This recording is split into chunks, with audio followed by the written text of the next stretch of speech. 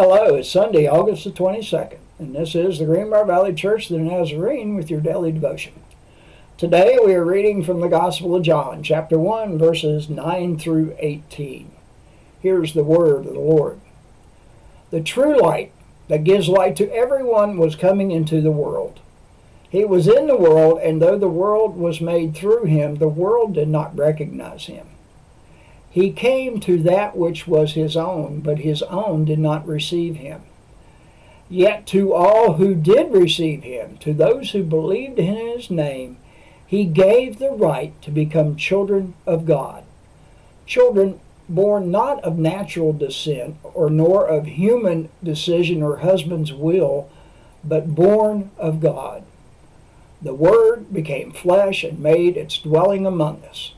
We have seen his glory, the glory of the one and only Son who came from the Father, full of grace and truth. John testified concerning him. He cried out, saying, "This is the one I spoke about when I said, 'He who comes after me has surpassed me because he was before me.'" Out of this fullness we have received grace in place of grace already given.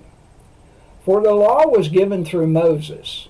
Grace and truth came through Jesus Christ.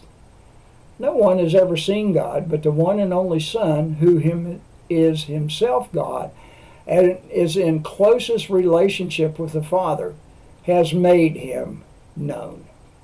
And that is the word of the Lord.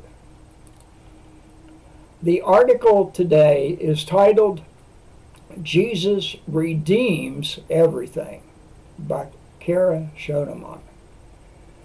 There is a time in church history when there was a big debate about how Jesus was both fully human and fully God at the same time. This just did not make sense. Excuse me. Many gathered to argue their points on how this could be possible. Some said that Jesus was not fully human, but only a projection of a human. Others said that Jesus had the body of a human, but the mind of God.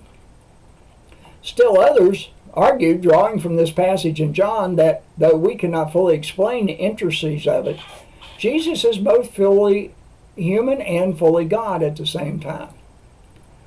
There is something hugely significant in the fact that Jesus came to earth in the form of a human. If Jesus just needed to spread a verbal message, why not wait for the internet to be invented? Because what Jesus did for all of us was way more than share a verbal message of good news. Jesus came to this earth in human form to redeem all aspects of human life from birth, life, death, and resurrection. This is the good news. The article is "I Know That My Redeemer Lives" by Charles Wesley. I know that my Redeemer lives and ever prays for me. He brings salvation near. His presence makes me free indeed.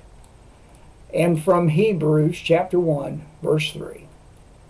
The Son is the radiance of God's glory and the exact representation of his being, sustaining all things by his powerful word.